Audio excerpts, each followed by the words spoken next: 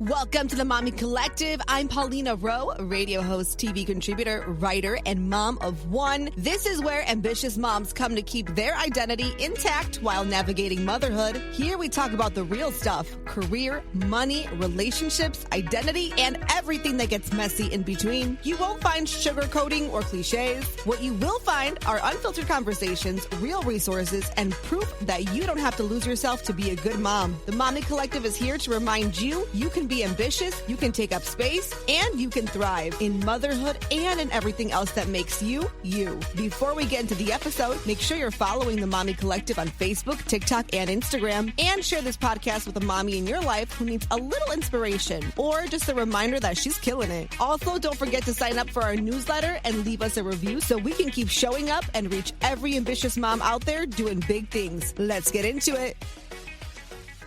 What's going on? It's Paulina here, another episode of the Mommy Collective, and I'm so excited for my guest today. I've got Angie Maciel joining us today, owner of Casa Playroom. How the hell are you, girl? I'm busy, girl. Busy and tired. How are you? I'm good. I am busy, tired, all the above. So I totally get you. I totally get where you're coming from. But I'm so grateful that you joined me today on the pod. I've been trying to get you on for a minute. You came to our last Mommy Collective dinner plug series. That was so cool to sit down, talk with you, get to know you more. You know, it was a very, very cool experience. So I'm excited that you get to join us today. So Angie, can you give us a little bit of a background kind of about yourself, your family, your mom of two, all that good stuff? Sure. So I grew up in Brighton Park, which is a predominantly Mexican community, although it used to be Polish, Lithuanian. You know how Chicago is. We're a mixture of things all the time. So growing up in Brighton Park was awesome from what I thought until I look back on it and I couldn't go outside because there was a lot of violence and everything. So what my parents did was try to shelter us. So we went to private school in Hyde Park, and then we lived in Brighton Park. And I thought the juxtaposition, the intentional juxtaposition of their lifestyles of people was amazing to see. We saw people that were struggling to put food on the table, and we also saw people whose parents had private jets and estates. So to me, I was able to experience both living in a small South Side place.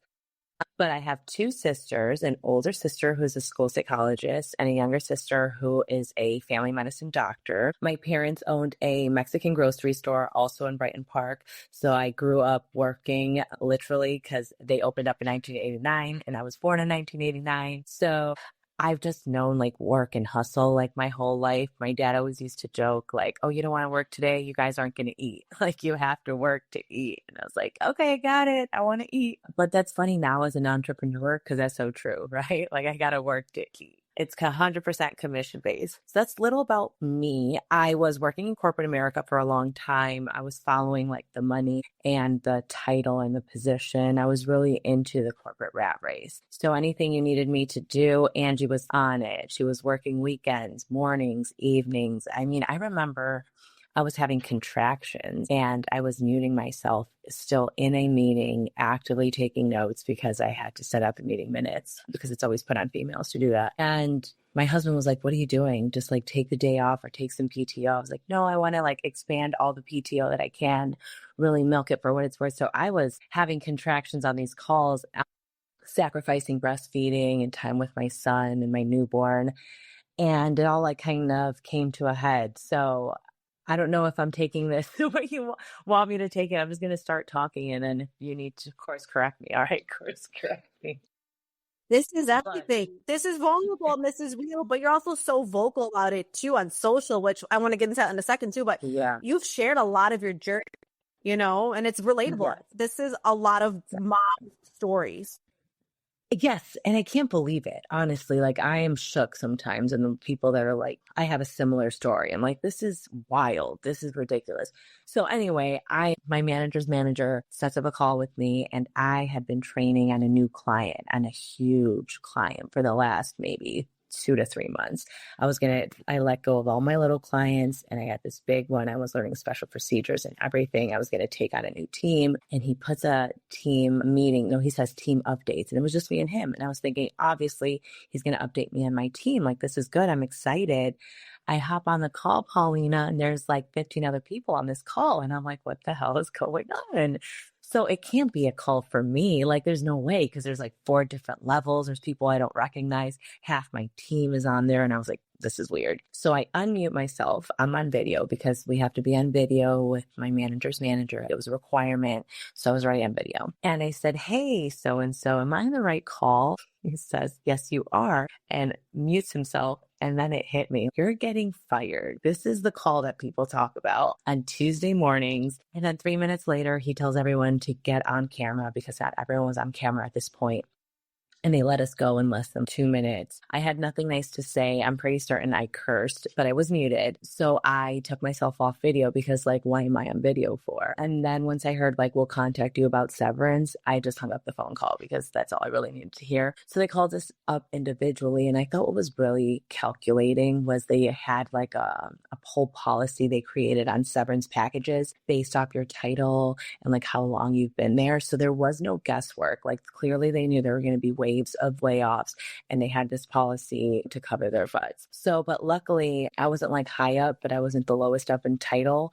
So I did get, 2 weeks every year. I was there for 10 years, almost 11. So 20 weeks. So I can't complain about that. They offer to pay Cobra and everything. But all in all, I went from having private insurance to now I have Medicaid. And girl, it's crazy up in here with Medicaid. Like, I didn't realize how much of this shit is a scam. I'm applying for unemployment, Link, Medicaid, WIC. Like, I feel like it is intentionally difficult. And I have a master's degree and I can't figure this stuff out. I had to literally go into the office and be like, can you help me? And they're like, do you have an email? I was like, yes, I have an email. Just please help me with everything else. So I have a lot to say about that. But I think it's really interesting that I was really, for 1 minute, really in everything corporate. And then 1 second, I was 100% an entrepreneur. But maybe like 2 years ago, Jeremy, my husband, for Christmas, bought me a mouse pad. And it had my initials, AMW. And he said to me, I think that you should now look at this every time you're working and really start shifting your thinking to building yourself, your branding, your business, and really separating yourself from this corporation, because obviously you don't mean much to them. And he's like, and honestly, I'm sick and tired of you complaining about them.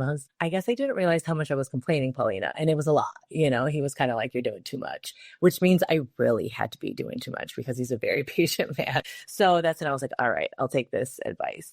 So I was looking at it, and then I was thinking, and I'm telling my mom, and one day she says to me, you just need to look at a rental space already. And I was like, it's bills. I don't got money. She was like, don't worry, it'll come. You'll figure it out. That same day I went out and I saw the space and I looked at it and I was like, this is perfect. I completely saw the vision. We wanted a space where the kids could be entertained, but also like a space where if we were to have workshops with adults, there could be a little barrier where the kids would be engaged in another space, and then they could really focus on learning in another space. So we looked at it and we're like, we don't even have to do any remodeling or anything. This is right on the corner. There's free parking. The owner is super sweet, also Mexican. I was like, this is great. It feels like we're keeping it in the family. So we signed, well, not right away though, because I didn't like the price. The price was, and that's another thing, always negotiate. So the price was $800 more. And I'm like, that's cute. I'm not paying that. So I went to go see it. And I had already done my research online, how long it had been vacant, what was the original price that went down, whatever. Because I used to be a real estate agent in New York. Not that matters, right? Because Google is free. But still, I was like, all right, I know a little something. So I go in there, I'm talking to him. I'm like, I literally live down the block. This is awesome. I told him about my parents' grocery store down the block. And they're like, okay, great. Like, so what do you think? I was like, I love it. I just don't like the price. And I think he was kind of taken aback by my directness. He was like, what do you want to pay? And I was like, well, I really do need to do research on what I want to pay. But you also own the space next door. And he was like, yeah, I own this whole block. I said, bet. The next day I went next door. Next door is a hair salon. I was talking to that lady. I hope he doesn't hear this because I don't want to be a snitch. But I was talking to that lady and I was like, how much are you paying for rent? And she was like, $2,300. I said, that's what I'm going to pay for rent. So then I went to see him again. We went to go see the space, but to the landlord. And he was like, how much do you want to pay? And I said, well, between $2,300 to $2,500, I feel like it should go for. And immediately he was like $2,500. And I was like, all right, I guess a little more than I wanted to pay for it, but whatever. My mom comes from behind me and says, but he is such a gentleman. He's going to give you 1 month break because he's a businessman and he knows you need at least a month to get a license. And what was he going to say? No. He was like, Okay. So really it evened out to 2,300, and shout out to Roberto. He did not increase my rent. So he renewed it with no increase. Thank you so much. And literally it has been the best experience. I own, so I haven't had a landlord in a while. I know that sounds, I don't want it to come off as pretentious. I'm just saying I'm not used to paying rent. You know what I mean? And it hurts to pay rent, but it hurts less knowing that he's a great, person and landlord and stuff like that. So that's how we kind of started. And I have a 1-year-old and a 5-year-old. And I think the hardest thing is running a business with them, like with little kids, because it gets crazy. My little one was like really attached to me. I feel like he just likes to cry. And he's just very passionate baby. So I feel like he's always fussing about something, which always like makes it difficult to really focus, right? Because I'm still like trying to look out for what he needs, which is like 24/7. So it makes it hard to focus on things. And I think I took for granted how hard my mom worked because she was pregnant with me and then gave birth to me during her first year. And looking back on how hard it's been, because he was already born, I think he was like 6 or 7 months when we opened. So it's not like he was recién nacido, newborn. I was. And I just really feel like I want to give my mom her flowers because I didn't realize how hard it was until now. And doing it alone, right? She's helping me. She didn't have that support or that village. So it also shocks me how incredibly successful they were with their limited village, especially in the beginning. But that also always gave me the courage and energy to do this, because on some days we're like, it's slow, or we're like, how are we going to do this? Like, I just think back like on my mom, and she really took that leap of faith and she went all in. And that's kind of like what I'm doing. I'm taking that leap of faith, going all in and seeing where it gets me. But I must say that there's like a huge religious component in this where I feel like God also has me. So I'm not too worried about that. And I feel like organically we're giving the community so much that I just feel like it's inevitable to get blessings in return, where I feel like we're trying to do good. And I think with that comes a lot of like people wanting to help and like wanting to be a part of like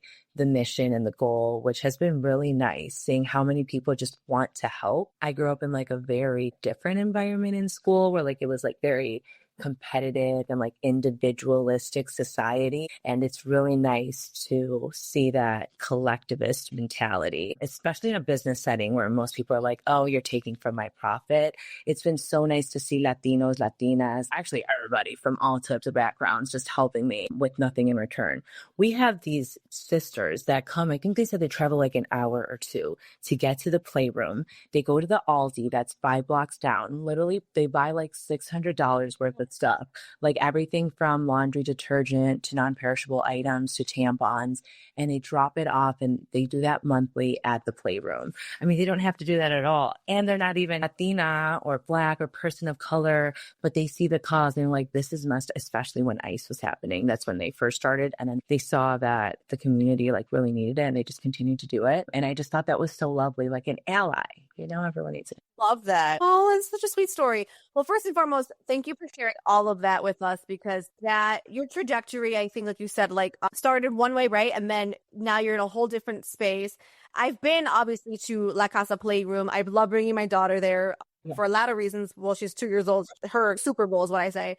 But I love that bilingual part was something that like was very important to you to create a bilingual playroom. I think in 2026, and I'm a new mom as well, but I'm seeing these playrooms come up, right? Because as a kid, I don't remember them. I remember like the McDonald's play area. I remember that, but that's not the same thing. So I love that you've done this. I think it was much needed, first and foremost. And I've been, even before I had my baby, I kept talking about it. I'm like, well, is there one where like she can like learn Spanish and speak Spanish and stuff? But I want you to sort of kind of dive into the importance of a space like yours, right? Because I feel like not only is it educational, right, and fun for kids, but it sort of gives them a chance to really embrace another language, another culture. You do so many activities too that you host, like Mommy and Me, right? Or Dad can come, things like that. So kind of like, what's for you, right? I know that this is like your why, but why did you feel like you have to create this for us, right? For the community? I was bullied. I'll never forget this. I was like in 2nd grade, and I was walking into Catholic school, St. Mary's Star of the Sea by Midway Airport.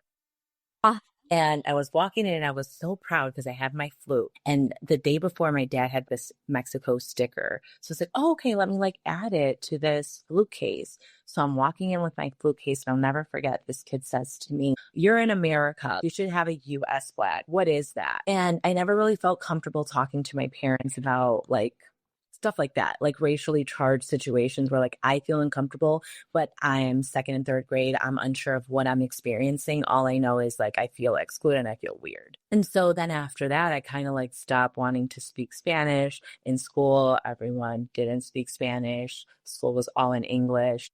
And I kind of always wanted to be everyone but myself. And then I went to a private school from fifth grade into high school where I felt like most people came from the same type of background. And I would say like the girls were thinner than me and their hair looked different than me. And so I was always like, I want to do this and I want to be that. And I never felt comfortable or enough in who I was, what I looked like. And then I moved to New York and I went to NYU and I was like, what? These people like fully embrace who they are. And like, it suddenly I felt not Mexican enough. It's a weird position. I'm in an all white school and I feel like very Mexican.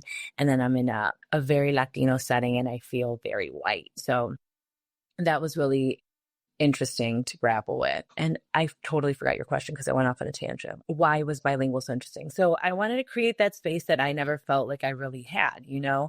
And we know studies show that language is lost in the second generation. My kids would be second generation. So I really don't want them to lose the language. I love that they go to Mexico and they're able to speak with their tias and tios and cousins in Spanish. I also feel like life is fuller when you speak more languages. You're able to laugh in different languages. Like, how cool is that? Different memes and different reels on TikTok. So I guess I just want to make it cool again, right? To speak different languages. And I want kids to run towards people that look different than them and speak different languages instead of running away. Like, run towards it, have curiosity and wonder. What language do you speak? Where is that on the map?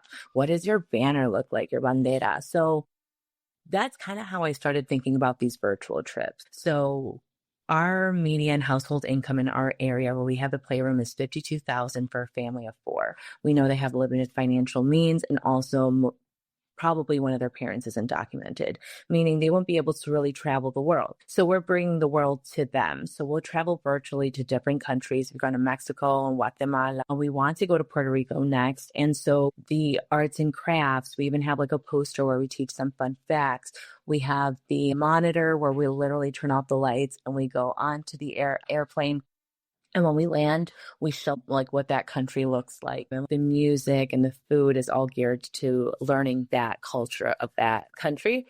So the idea is to like promote multiculturalism and curiosity, especially in this political climate where I feel like we're kind of polarized.